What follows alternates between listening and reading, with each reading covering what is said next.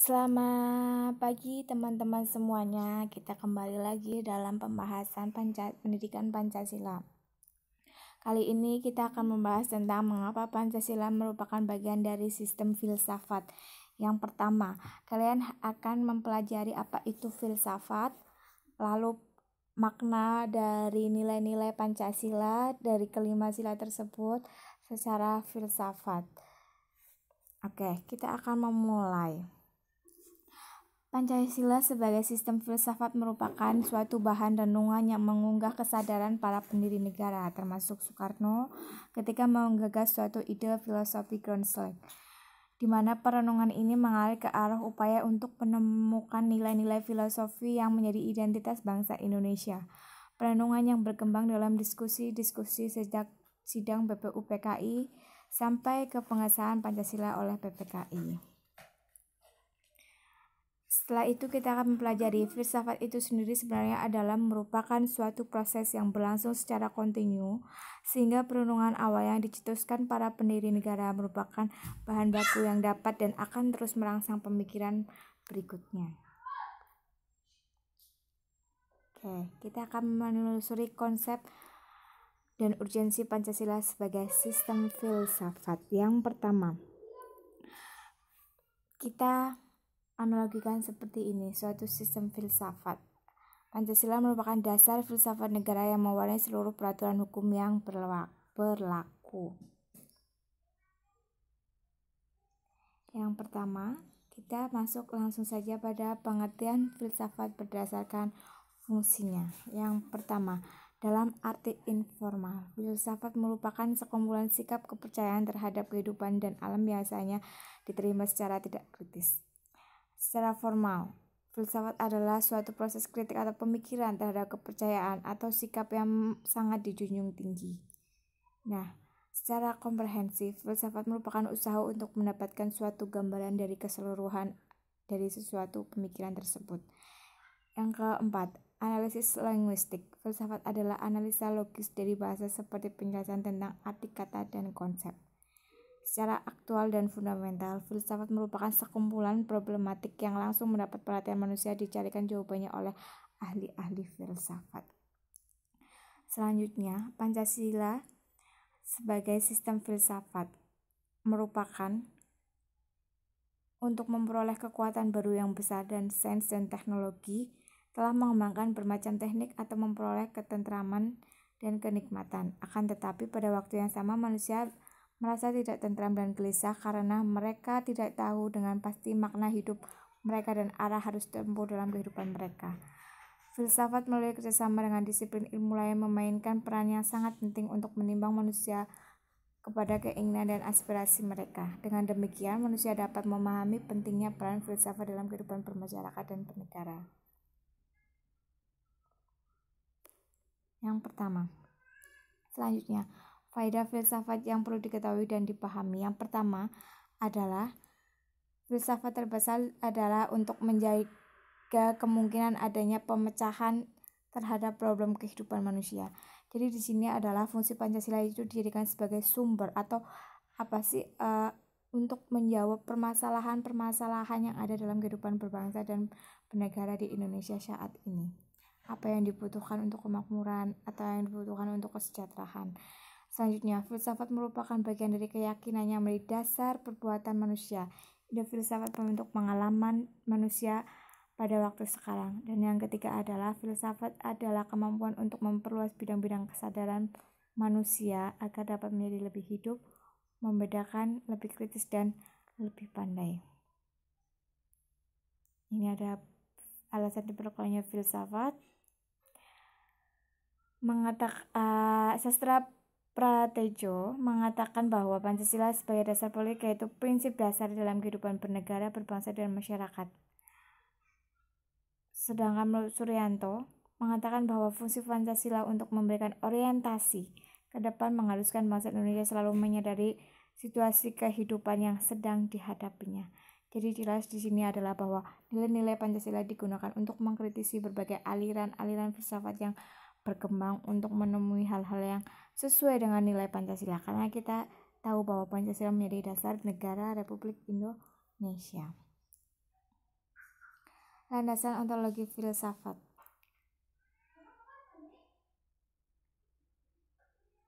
Ontologi membahas tentang hakikat yang paling dalam dari sesuatu yang ada, yaitu unsur yang paling umum bersifat abstrak yang disebut juga dengan istilah substansi. Lantas untuk landasan epistemologi itu apa?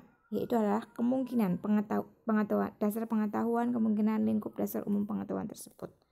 Epistemologi ini terkait dengan pengetahuan yang bersifat sui generis atau berhubungan dengan sesuatu yang paling sederhana dan paling mendasar. Landasan epistemologi Pancasila artinya nilai-nilai Pancasila digali dari pengalaman empiris bangsa Indonesia, kemudian disintesiskan menjadi sebuah pandangan dan komprehensif tentang kehidupan masyarakat berbangsa dan bernegara. Selanjutnya, penjabaran sila-sila Pancasila secara epistemologi. Yang pertama, sila ketuhanan yang Maha Esa digali dari pengalaman hidup hingga sampai sekarang. Lalu sila kedua, kemanusiaan ini dari kesadaran atau persamaan nasib penjajahan selama berabad-abad. Selanjutnya, sila ketiga yaitu apa? Dasarnya adalah adanya suatu pecah belahan pada zaman penjajahan kolonialisme Belanda melalui politik divide et impera. Lalu sila kerakyatan ini dasarnya adalah pengenalan secara turun-temurun, pengambilan suatu keputusan musyawarah untuk mufakat. Dan sila kelima ini adalah prinsip yang berkembang pada zaman dahulu itu sebenarnya adalah masyarakat Indonesia tercermin dalam yaitu sikap gotong royong. Selanjutnya, tadi itu adalah landasan epistemologi. Sekarang landasan aksiologis, yaitu apa sebenarnya?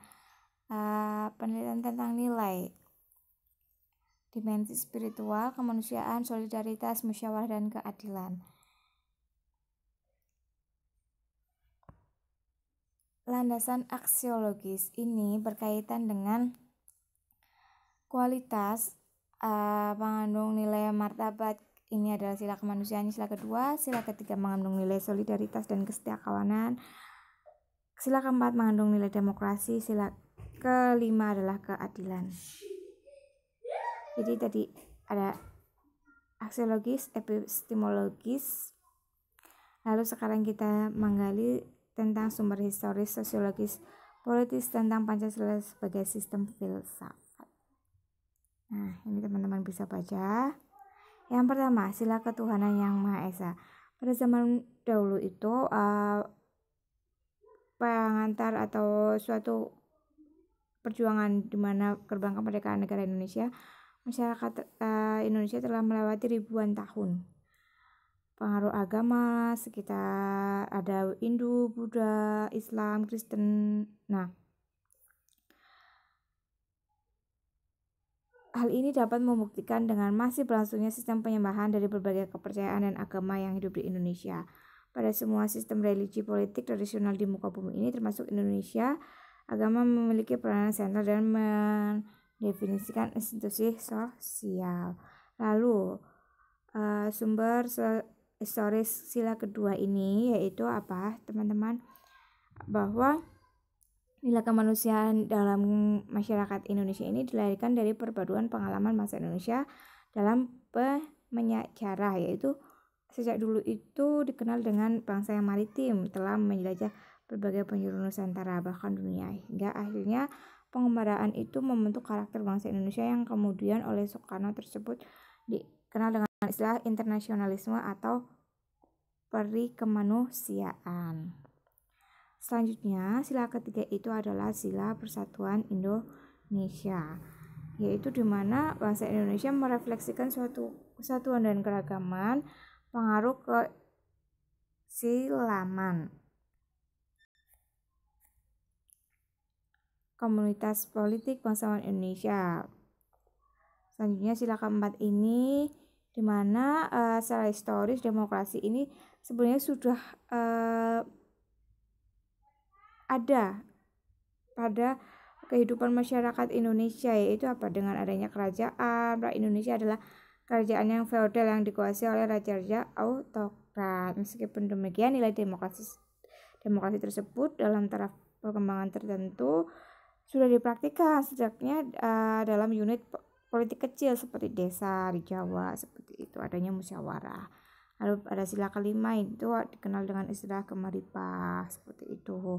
Ini adalah gotong royong gitu.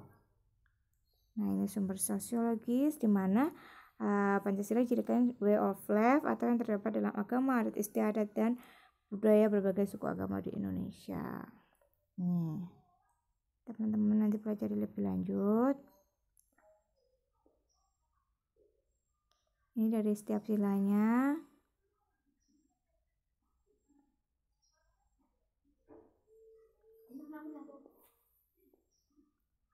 Nah, ini sekarang kita masuk yang terakhir adalah membangun argumen tentang dinamika tantangan Pancasila sebagai sistem filsafat. Yang pertama, dinamika Pancasila sebagai sistem filsafat.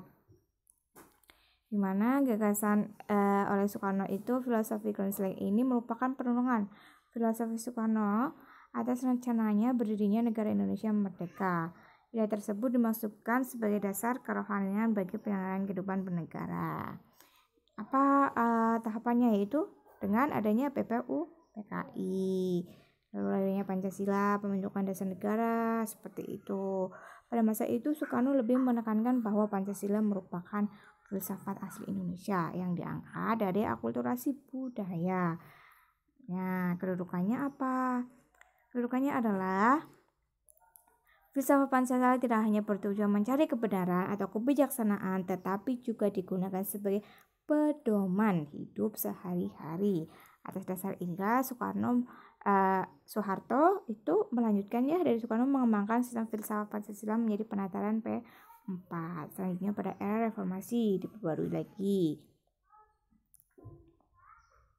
Nah, tantangannya Pancasila sebagai sistem filsafat itu apa? Yang pertama adanya kapitalisme dan komunisme, di mana pada tantangan kapitalisme ini aliran yang meyakini bahwa kebebasan individual pemilik modal untuk pengembangan usahanya dalam rangka meraih keuntungan sebesar-besarnya merupakan upaya untuk menyejahterakan masyarakat, di mana ini bertentangan dengan nilai-nilai Pancasila atau menimbulkan dampak negatif seperti monopoli, gaya hidup konsumerisme, dan lain sebagainya. Selanjutnya komunisme, tantangan yang kedua, yaitu apa? Sebuah paham yang muncul sebagai reaksi atas perkembangan kapitalisme sebagai produk masyarakat liberal. Dalam komunisme ini merupakan aliran yang meyakini bahwa kepemilikan modal dikuasai oleh negara untuk kemakmuran rakyat secara merata. Salah satu bentuk tantangan komunisme terhadap Pancasila sebagai sistem filsafat ialah dominasi negara yang berlebihan sehingga dapat menghilangkan peran rakyat dalam kehidupan bernegara. Selanjutnya, esensi hakikat Pancasila sebagai sistem filsafat. Sila pertama, yaitu artinya setiap makhluk hidup termasuk warga negara harus memiliki kesadaran yang otonom, kebebasan kemandirian di satu pihak, berkesadaran sebagai makhluk yang Tuhan Yang Maha Esa. Artinya apa? Kebebasan selalu dihadapkan pada adanya tanggung jawab, yaitu tanggung jawab tertinggi pada Sang Pencipta.